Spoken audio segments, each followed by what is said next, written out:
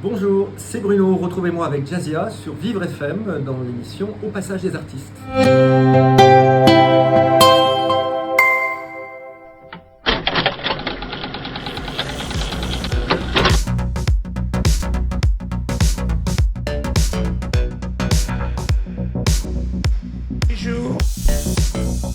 Plus tard, je vais essayer de pas pleurer parce que je suis très émotif.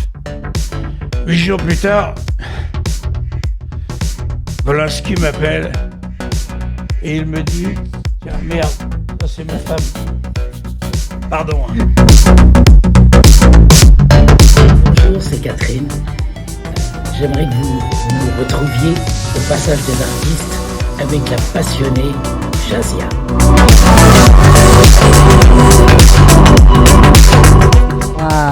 Ces trois éléments, parce qu'il faut que ce soit harmonieux, est-ce qu'on est un peu plus exigeant? Vous êtes comment au boulot? Plutôt tyrannique, plutôt cool dramatique. Ouais. C'est pour ça que c'est mon dernier disque. Je ne fais plus de disque. Arsène Radio. Arsène Radio.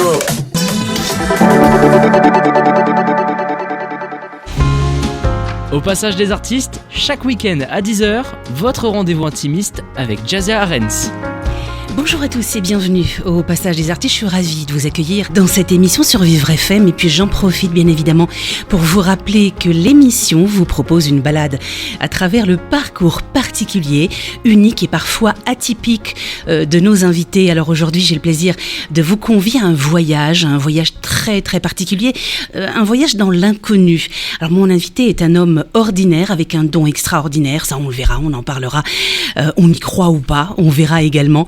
Alors une enfance très différente, bercée par des visites étranges qu'il ne comprend pas au début, et une adolescence à s'intéresser plutôt à l'ésotérisme. Bruno a désormais un message à nous livrer. Bonjour Bruno. Bonjour Jazia.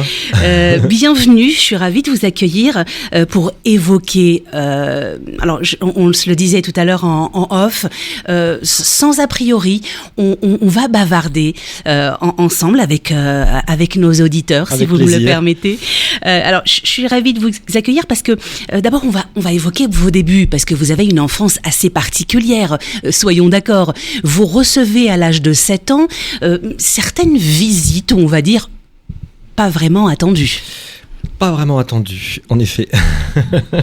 Mais des visites dans ce que je pensais être mon sommeil au départ, parce que mon Dieu, quand on est un petit garçon de 6-7 ans, on dort la nuit, voilà, et puis on est réveillé à un moment donné, alors on a considéré au départ que ça pouvait être des terreurs nocturnes, parce que je me réveillais avec des cauchemars, vraiment en âge, comme dans les films, quoi, vraiment. Et puis, j'ai essayé de sortir de mon lit, puis d'aller rejoindre ma mère ou mon père, et j'arrivais pas à trouver ni le bouton pour allumer ou éteindre la lumière, c'est quand même fou. Et j'arrivais pas à retrouver non plus la porte d'entrée. Donc j'ai l'impression d'être perdu dans un lieu qui me paraissait immense. Dans une autre dimension. Et dans une autre dimension, ouais. Complètement. Et j'ai commencé à ce moment-là à ressentir des présences, entendre des voix. Et je me suis dit là, à l'époque, dans mon esprit d'enfant, il y avait un truc bizarre. Donc effectivement, au départ, quand on est enfant et qu'on n'a pas l'occasion de pouvoir métaboliser, si je puis dire, ou en tout cas élaborer dans sa tête un raisonnement, on vit les choses tout à fait... pleinement, j'ai envie de dire, avec innocence, parce que à cet âge-là.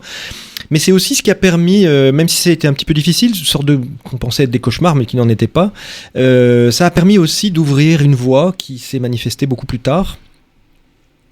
Et puis, je peux dire aussi une chose, c'est que d'abord, j'étais pas abandonné tout seul dans la maison. Il y avait, à force de brailler, j'ai réveillé mes parents, donc ma mère ou mon père, et plutôt souvent ma mère, qui venait me chercher, qui venait me consoler.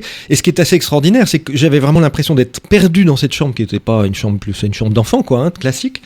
Et quand ma mère venait pour allumer la lumière, j'étais à la porte, à côté de l'interrupteur.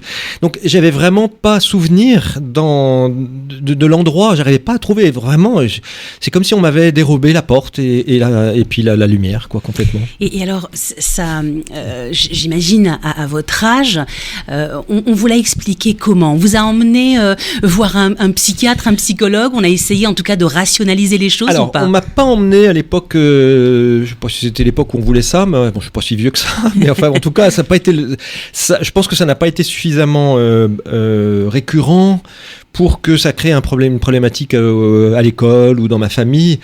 Mais très rapidement, enfin en tout cas ma mère m'a beaucoup soutenu, elle m'a dit c'est normal, tu peux avoir des cauchemars, etc. Je me suis dit mais c'est pas des cauchemars maman, je lui disais c'est pas des cauchemars, j'étais vraiment réveillé parce que et là la frontière était difficile en fait, hein. Je pense que mes parents ils savaient pas trop ils étaient pas trop préparés à ça.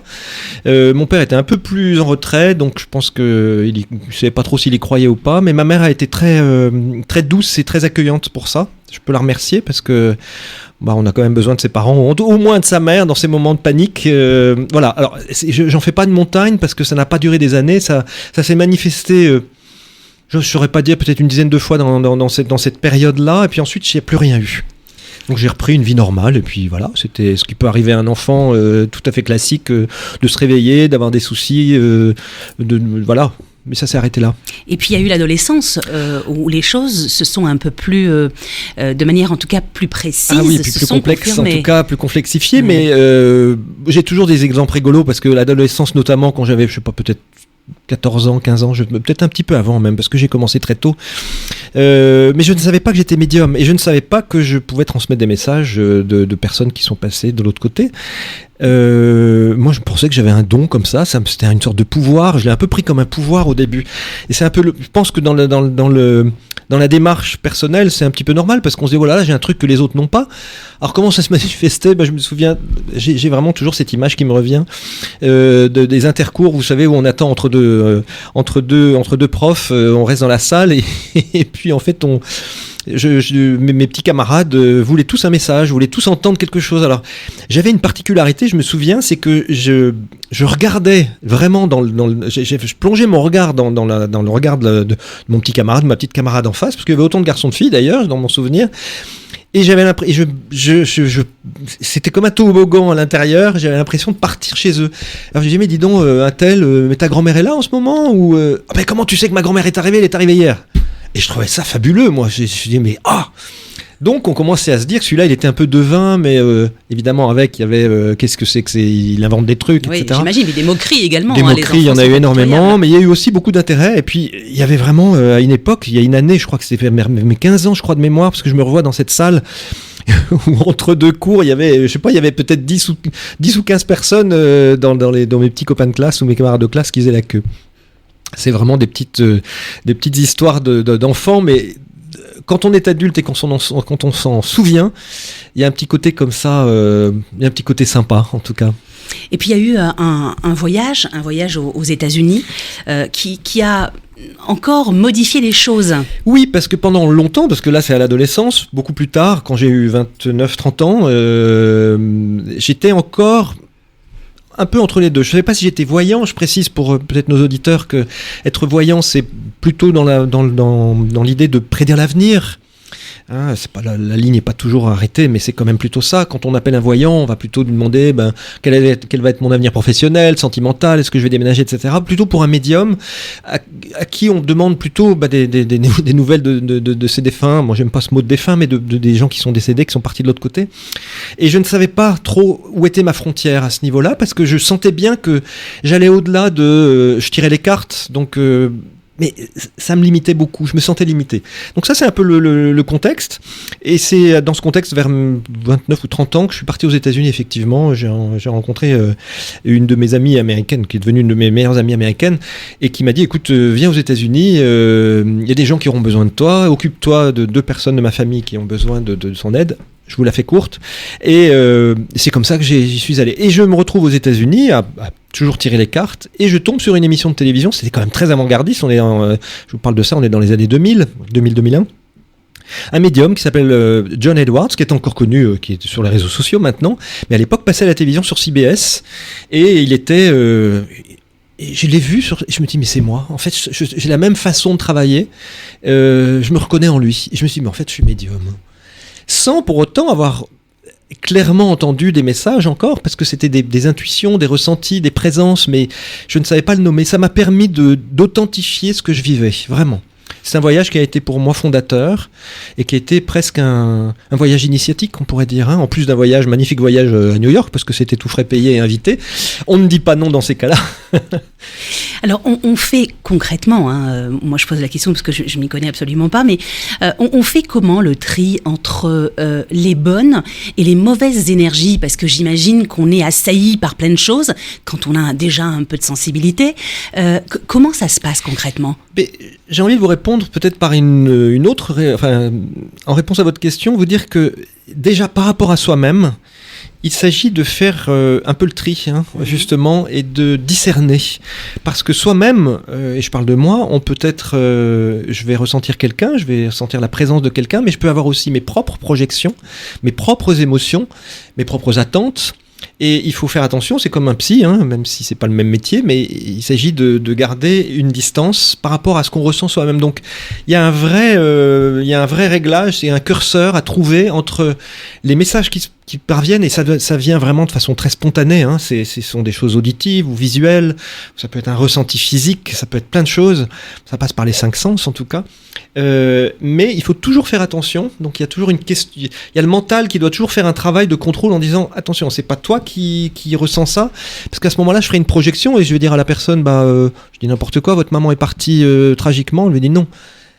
Or, si ça se trouve, pour une autre personne de la salle, c'est une maman qui est partie tragiquement. Donc, il s'agit d'être bien aligné et d'écouter vraiment ces sensations et de ne pas les confondre avec des émotions ou des projections. Voilà. C'est probablement la partie la plus difficile dans ce métier. Vous demanderez à tous les voyants d'ailleurs, hein, ou les médiums, souvent répondent cela parce que c'est une réalité. C'est de bien faire la différence entre les deux. Mais, ma réponse, est longue et un peu élaborée, mais il n'empêche que lorsqu'un message se présente, quand je ressens un message, c'est une présence qui est vraiment particulière. Moi, j'aimerais savoir... Parce que et reconnaissable, d'ailleurs. Oui, si. J'aurais souhaité savoir, parce que vous avez reçu, lors de différentes émissions que vous avez effectuées, vous avez invité différentes célébrités. Oui. Donc, il y a eu Laurence Boccolini, par exemple. Vous aviez également un message pour elle, on est d'accord. Il y a eu Stéphane Bern, enfin, il y a eu pas mal de... Caroline Receveur. Voilà, il y a eu pas mal de monde, oui. Benjamin Castaldi également. Absolument. Ils se sont prêtés à ce jeu-là.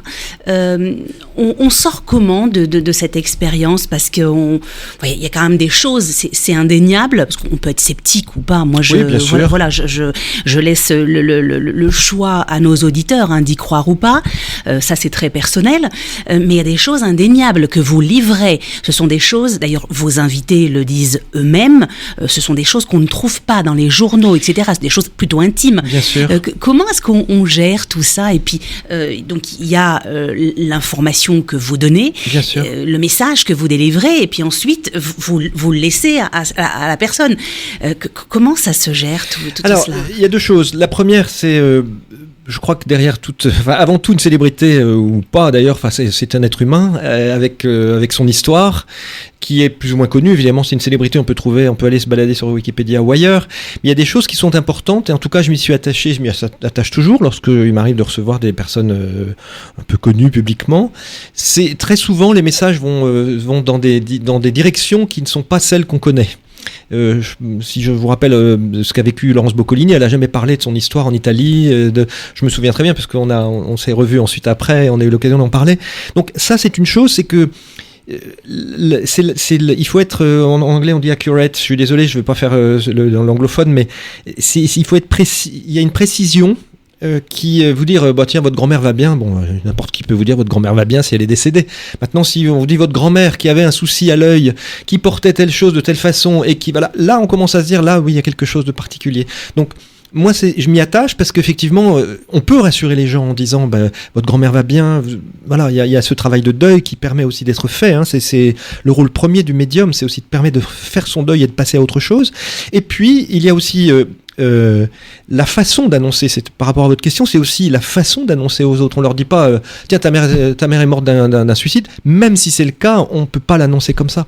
Et j'essaie toujours, en tout cas dans mon travail, d'être le plus délicat possible, parce que même s'il y a eu un suicide ou une mort violente ou une mort qui fait, en tout cas un deuil qui fait beaucoup souffrir, le simple fait d'en reparler ensemble, ça remue. Donc il s'agit d'être prudent.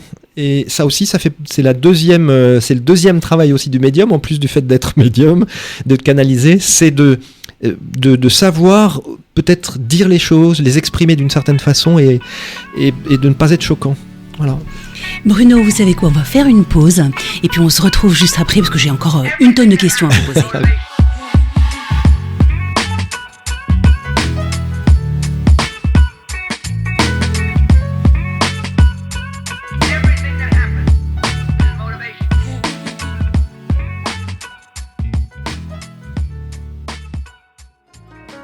Vous écoutez Au Passage des Artistes avec Jazia Arens. Nous sommes toujours à l'écoute de Vivre FM au Passage des Artistes et j'ai le plaisir de partager avec vous un petit moment avec Bruno. Et bien Bruno, moi j'ai une autre question, mais j'imagine qu'on vous l'a posée à maintes reprises. Par quel biais toutes ces présences viennent à vous ? Alors, dans mon cas, c'est vraiment...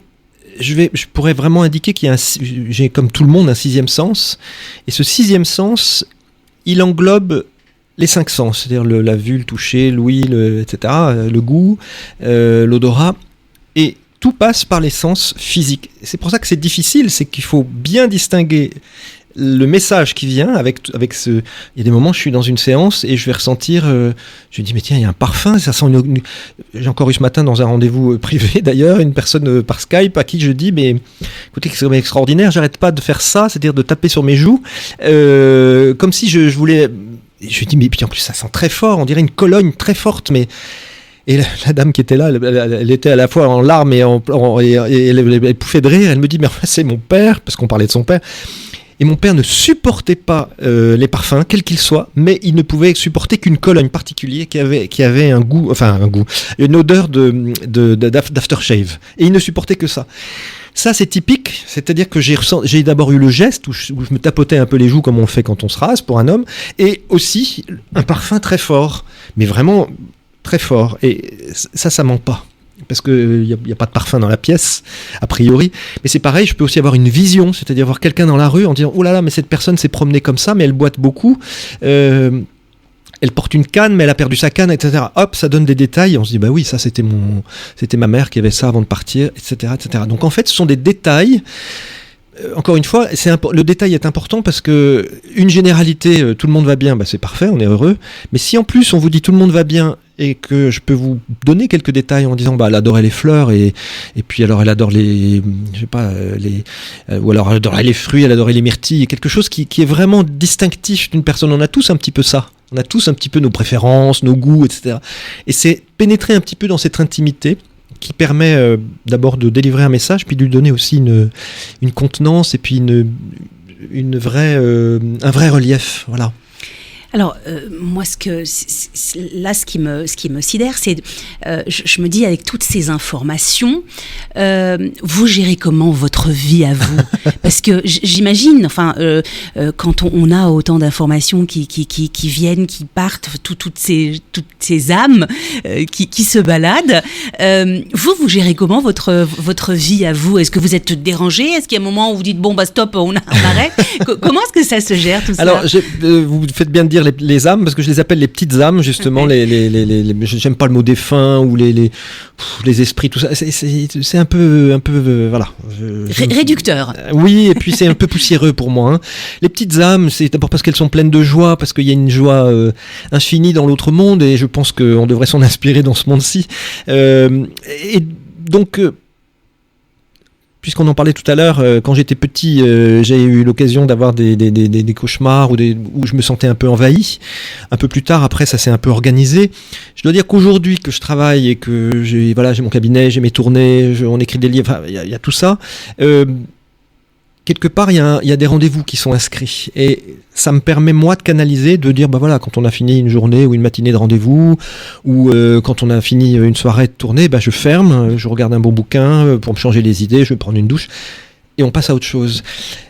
Pour donner un petit détail, c'est que, enfin une précision, c'est que quand je suis dans un état de médiumnité, c'est pas un état courant dans la vie de tous les jours. La plupart du temps maintenant, à peu près, je suis plus trop dérangé, c'est-à-dire que je peux me balader dans la rue, sauf exception où je sens quelque chose de quelqu'un qui passe à côté de moi, et je dis tiens là il y a une personne, il m'arrive parfois d'aller voir la personne en lui proposant un message spontanément dans la rue, c'est comme ça que d'ailleurs que la série a commencé. Bruno, un nouveau message, mais pour le reste, il s'agit de fermer le rideau en disant, bah voilà, comme un psy, un thérapeute, même vous, vous êtes là, vous fermez vous dites, bah voilà, mon émission est terminée, ça se termine. Mais ça, c'est un exercice, parce que quand on démarre dans ce domaine, on est envahi de partout, par toutes les sensations, et c'est très compliqué de faire le tri. Il en est quoi des religions ? Parce que j'ai eu l'occasion, par curiosité au départ et puis par intérêt, parce que je suis assez ouverte à plein de choses et ensuite je fais le tri un peu comme vous. Je suis tombée sur quelques vidéos à vous et on parle très peu de religion. Alors qu'est-ce qu'il en est ? Parce que on parle de l'au-delà et on est tous, parce que c'est le mystère de la vie, la mort. On ne sait pas, on va où, qu'est-ce qu'on fait, on croit à telle ou telle doctrine. Ouais. Est-ce qu'il faut croire en la réincarnation, par exemple, etc. Avec vous, les choses, en tout cas la mort, prend une autre dimension. Parce que vous parlez de lumière, vous parlez d'âme paisible, mais vous parlez très peu de croyances, de religion. C'est vrai. Est-ce que vous avez l'info ? Parce que, alors... parce que ça aussi, ça m'intéresse. Je précise quand même que c'est une toute petite lunette vers l'autre monde, ouais. Celle d'un médium. Je peux pas, en tout cas dans mon cas, me déclarer en disant bah voilà, ça se passe comme ça. Mm-hmm. On a parfois au cours des séances, des rencontres, j'ai des informations depuis quelques années maintenant, je commence à comprendre un petit peu, mais au tout début quand j'ai commencé, j'étais incapable de vous dire quoi que ce soit. En ce qui concerne les religions, enfin en tout cas de vous dire ce qui se passe de l'autre côté, en ce qui concerne les religions, pour ma pratique personnelle et mon ressenti personnel, c'est que la religion, c'est-à-dire le dogme en soi, n'existe pas dans l'autre monde. Ça, c'est mon avis, je précise bien que chacun a sa liberté de penser. Oui, c'est votre perception. C'est ma perception des choses. Mais il n'empêche, et d'ailleurs, mon Dieu, je me rappelle d'une séance qui est restée longtemps, d'une famille qui était venue me voir, ils étaient venus nombreux d'ailleurs, qui était je sais plus si c'était du Maroc ou d'Algérie, je sais plus. Et le père était un homme qui avait été un homme d'affaires, mais vraiment bienveillant, qui avait fait un super job. Enfin, je peux pas tout me rappeler de cette séance, mais je me rappelle d'une chose, c'est que c'est un homme qui avait prôné dans sa vie l'œcuménisme, c'est-à-dire qu'il disait qu'il était proche aussi bien, et je crois que c'était l'Algérie, parce qu'il avait parlé des juifs, il avait parlé des musulmans, il avait parlé des chrétiens, des protestants, enfin tout le monde. Et dans le message, alors il était comme ça dans sa propre vie, mais moi je ne le savais pas, et quand j'ai passé le message de cet homme et que tout le monde attendait son message, il a dit l'importance de cet œcuménisme, c'est-à-dire que j'ai envie de dire tout le monde il est beau, tout le monde est gentil, mais quelque part toutes les religions à l'origine, je ne sais pas ce que les gens en font les uns les autres, mais à l'origine transmettent le même message d'amour, le même message pour guider les uns et les autres. Après ça peut être utilisé, et ça j'en suis persuadé déjà à titre intime, et sur un plan de professionnel, c'est-à-dire quand je passe les messages, j'entends vraiment quelle que soit la pratique qu'on puisse avoir, qu'on soit hindou, qu'on soit musulman, qu'on soit soufi, etc., on a une recherche, on a un besoin, soit parce que c'est familial, culturel, cultuel, mais on a un besoin de se connecter à plus grand que nous. Mais c'est pas parce que on se dit que la vie est terrible et que tout va s'arrêter, c'est qu'on a, j'en suis persuadé maintenant, on a c'est une certitude intérieure, parce qu'on vient de quelque part et on retournera à ce quelque part. Et c'est cette recherche qui parfois peut nous rendre fous. C'est-à-dire on a un besoin, une quête spirituelle tellement forte, on le voit en plus en ce moment sur un plan général, qu'on a besoin de se dépasser. Si c'est pour passer les journées en se disant on se lève, on se couche, on travaille, on mange... Mais il n'y a pas de sens. Mais où est le sens de la vie là-dedans ? Et moi, ça m'a beaucoup interrogé toute mon adolescence, ce sens de la vie. par chance, je ne dis pas que j'ai la réponse complète, mais j'ai des bouts de réponse qui me donnent beaucoup d'espoir. Et j'espère en donne aux autres que je peux fréquenter. Alors justement, on va enchaîner parce que on va aussi parler un peu de choses qui fâchent, parce que vous avez aussi des gens sceptiques. Hein, oui, bien sûr. Ça, c'est une certitude. Je ne suis pas le seul, d'ailleurs. Voilà, comme dans tous les domaines, hein, où il y a toujours des sceptiques ou des détracteurs. Alors, avant de parler de ça, moi, j'aimerais que vous puissiez nous donner, parce qu'on a énormément d'informations, on a énormément de choses, vraies ou pas, arnaque ou pas, des mentalistes. Et souvent, on compare aux mentalistes. Qu'est-ce que vous répondez? Alors ça me fait toujours rigoler. Enfin, permettez-moi. Mais le mentaliste, c'est un prestidigitateur. C'est un magicien. Et moi, ça me fascine d'ailleurs. C'est comme j'adorais Gérard Majax quand j'étais petit parce que c'était fascinant. Ou pour ceux qui ont connu, comment il s'appelait aussi l'autre. Bon, je me souviens plus, mais j'adorais ces gens-là.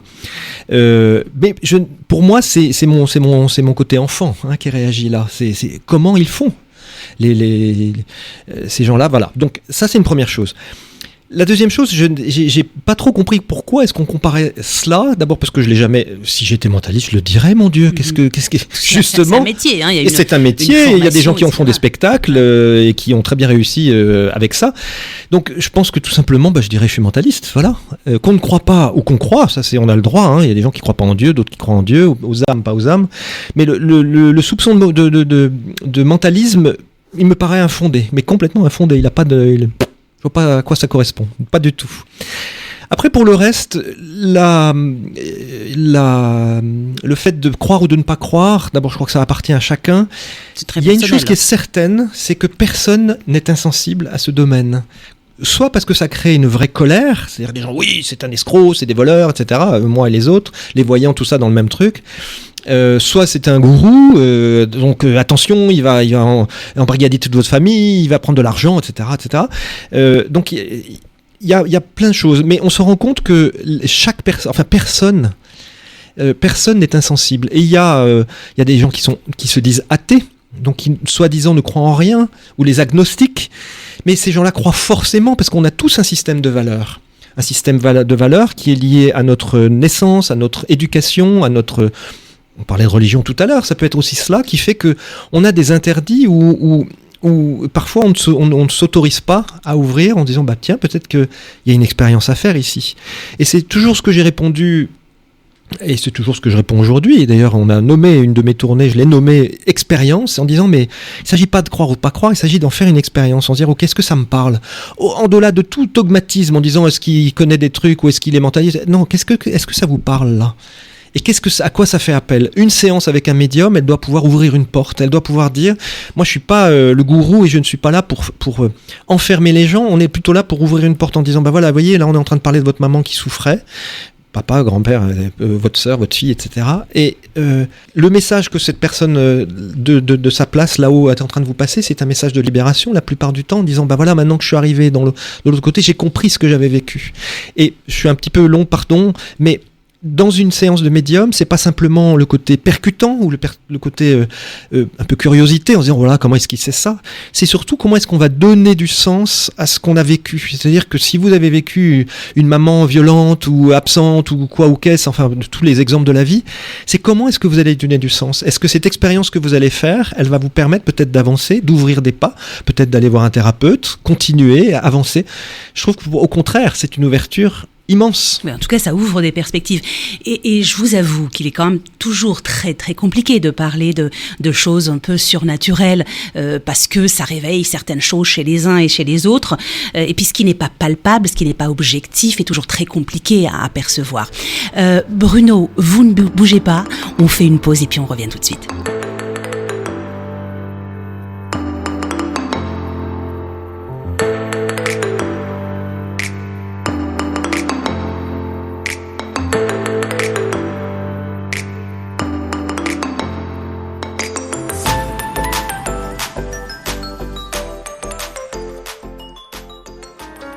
Vous écoutez Au Passage des Artistes avec Jazia Arens. Vous êtes à l'écoute de Vivre FM au passage des artistes et nous sommes toujours en compagnie de Bruno. Alors Bruno, vous préférez qu'on vous appelle comment ? Bruno médium, Bruno auteur, parce que vous êtes également auteur. Alors je vais pas dire mentaliste, parce que c'est pas le cas. Comment est-ce qu'on peut vous définir ? Bruno, ça me va très bien. Mais alors, le mot de médium me plaisait pas avant. Je trouvais que ça faisait un peu connoté, voyant, médium, etc. Donc péjoratif un peu péjoratif forcément. Ouais. En même temps, c'est comme ça que les gens connaissent ce métier et comme ça que quand on va voir un médium, on va voir un médium. On avait trouvé, moi j'avais cherché un mot que genre, bon c'est encore un peu anglais, go-between, c'est vraiment entre deux. C'est un peu médium, c'est vraiment une interface. C'est comme les médias. D'ailleurs, ça vient du même, c'est la même racine. C'est vraiment cette idée de faire une interface, de transmettre quelque chose entre deux mondes, entre le monde de la radio, enfin l'auditeur et celui qui parle, etc. Donc, à défaut de mieux, je me suis quand même rabattu sur Medium parce qu'on s'est rendu compte avec l'équipe qui m'entoure que c'était aussi ce qui parlait le plus facilement. Mais en général, je préfère Bruno. J'aime pas tellement qu'on dise défunt parce que ça fait vraiment vieux cimetière, pas entretenu. Enfin, je sais pas, ce mot me parle pas. Vieux rideau, machin, puis ça fait peur. On avait machin, on se croirait dans le dans le clip de Michael Jackson. Et encore celui-ci, il est fabuleux. Voilà. Donc, les petites âmes, Bruno, l'autre monde. Et puis j'ai un message pour vous. Et puis Bruno, un nouveau message. Je vais y arriver, je le connais quand même par cœur. Alors, quel a été le message le plus complexe à délivrer ? Est-ce que vous avez comme ça un souvenir d'un message troublant ? Il y en a un qui a été particulièrement marquant, qui me revient toujours quand mes amis ou mes proches ou quand on m'interviewe comme vous très gentiment aujourd'hui me demandent quel a été peut-être le souvenir d'une séance la plus importante. Il y en a une qui me revient beaucoup et qui d'ailleurs s'est passée en tournée. Je crois que ça doit faire 3 ans maintenant. Et dans on était dans une grande salle. On devait avoir, il devait y avoir au moins 400 personnes. Je me sens attiré dans un coin de la salle, parce que c'est comme ça que je travaille en salle. Je me sens attiré vers un coin de la salle. Et puis notamment, il y avait une femme qui était là, accompagnée j'y suis après 2 personnes. Et je lui dis, il y a quelque chose quand je m'approche de vous, madame, qui est quand même assez incroyable. C'est que j'ai l'impression, d'abord, j'ai un parfum, mais qui n'est pas un bon parfum, ça sent l'essence et ça sent même les odeurs d'aéroport, vous savez, le kérosène. Je dis quand même extraordinaire. Et puis là, je pars, parce que je ne l'ai pas laissé parler, parce que souvent, quand je suis parti dans mon message, j'écoute pas et j'avance. Et je lui dis en même temps, j'ai l'impression d'être dans un endroit très resserré. Et puis je vois quelqu'un qui me fait ça, donc qui fait le salut militaire ou qui porte une casquette. Et je lui dis, c'est quand même bizarre, avec le kérosène. Et j'ai fini par moi-même déduire que j'étais dans un avion. Et je me suis dit, il y a un truc bizarre, c'est que ça secoue beaucoup et que c'est pas normal. Et je finis par lui dire, je vais pas tout vous raconter, mais enfin en tout cas, je lui demande à quoi ça lui faisait penser. Et cette femme, en fait, était la fille du pilote qui s'est scratché avec le Concorde. Donc, j'avais décrit 3 personnages. Il y avait le pilote, le copilote et un technicien qui était à côté. Et puis, bien sûr, on sait la catastrophe que ça a été. Et donc, ils sont venus nous parler pendant cette séance. Et donc, elle était bouleversée parce qu'elle est venue avec ses sœurs. Je crois qu'elle avait 2 sœurs, justement. Elles étaient toutes les 3. Et elles étaient bouleversées parce qu'elles avaient un message de leur père. Mais quand on sent une catastrophe, ce qui s'est passé, c'est quelque chose de très fort. Hein. Et les catastrophes de cet ordre-là, alors évidemment, les suicides,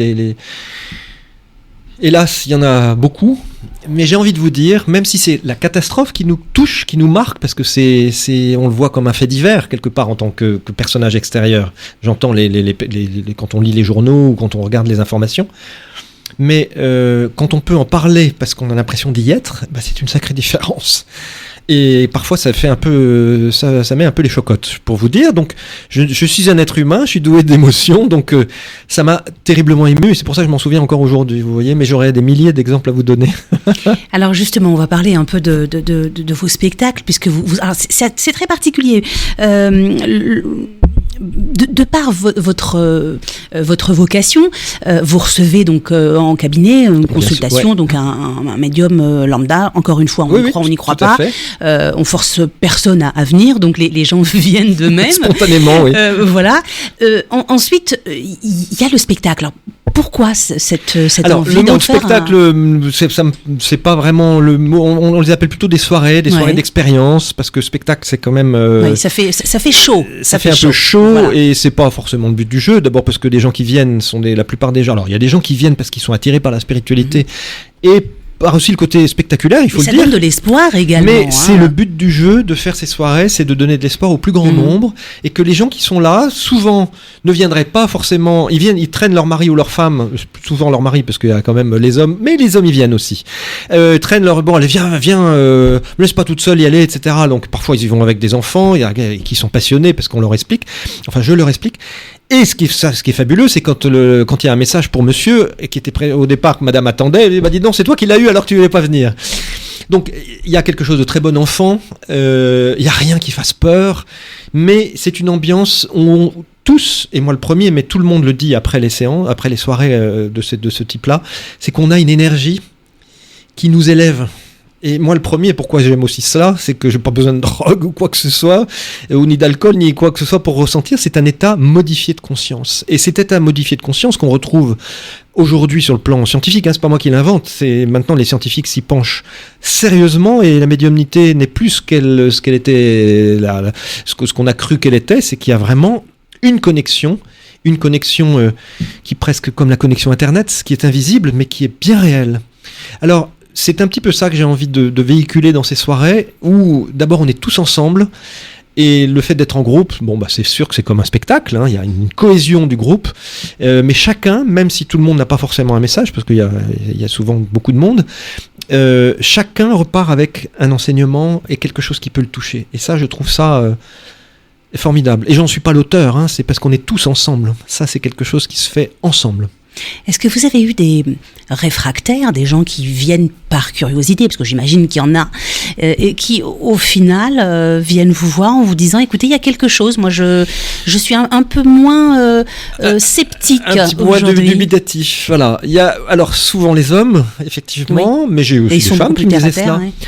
Ils sont plus terre à terre, et puis aussi il y a une éducation. Il faut que le mec, il faut qu'il fasse ça et ça et ça, et puis le petit garçon, moi-même je suis un homme, j'ai aussi appris à connaître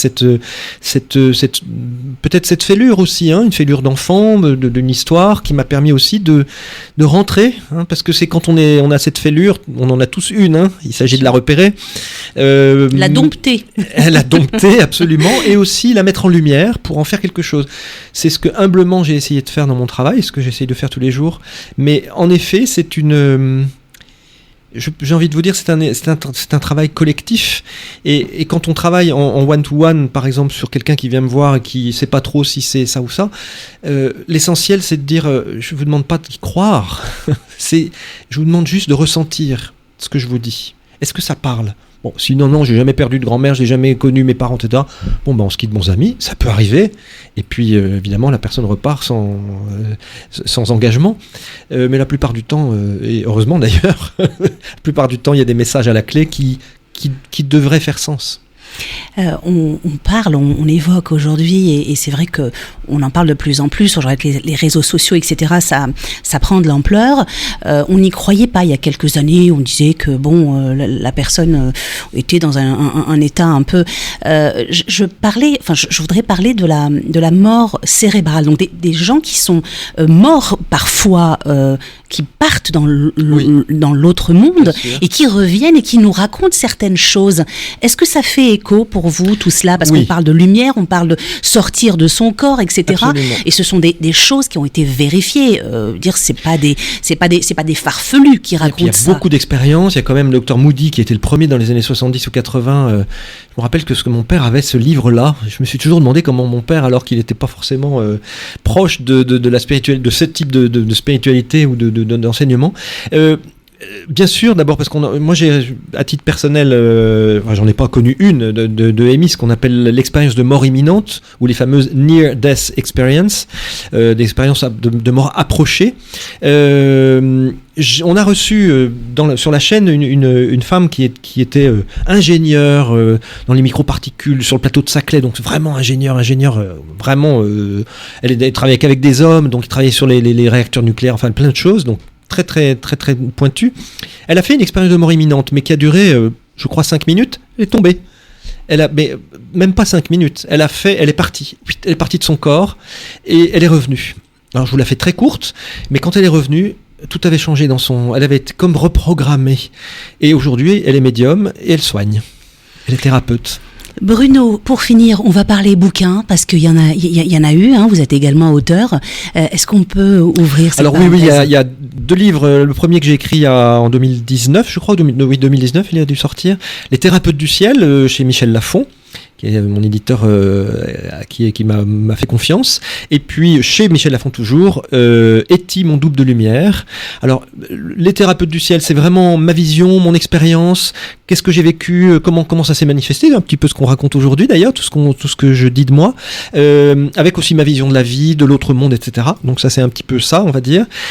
Eti, qui est du nom d'Eti, E-T-Y, Eti, mon double de lumière, qui était Eti Ilsoum, qui est un personnage qui a existé, qui est mort dans les camps en Hollande, et ensuite déporté avec les nazis, par les nazis, et qui est décédé dans les années 40, en tout cas pendant la guerre, et qui est venu me visiter. Alors je vais pas tout raconter là, sinon on en a pour encore une autre émission minimum, et ça a été une rencontre bouleversante qui m'a donné envie de prendre la plume et d'écrire. Donc voilà, ça c'est une expérience, c'est pas une expérience de mort imminente, mais c'est une expérience spirituelle hors du commun.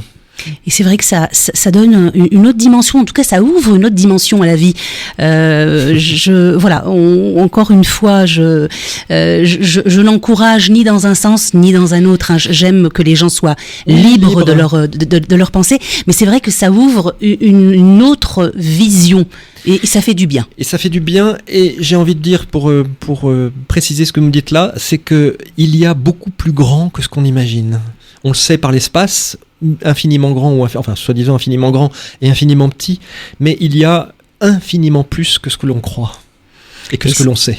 Et c'est vrai que ça met des limites parfois à certains égos et ça fait du bien. Oui, absolument. Bruno, merci beaucoup pour cet échange. Merci beaucoup, Jazzy. C'était un bonheur de faire cet entretien avec vous. Merci à vous. Et puis écoutez, vous revenez nous voir dès que vous avez un message pour Vivre FM. Avec grand plaisir.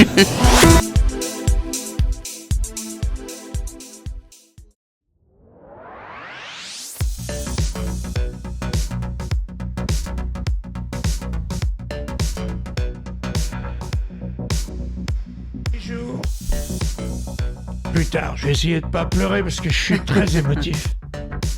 8 jours plus tard, Volinsky m'appelle et il me dit « Tiens, merde, ça c'est ma femme. Pardon. » Bonjour, c'est Catherine. J'aimerais que vous nous retrouviez au passage des artistes avec la passionnée Jazia.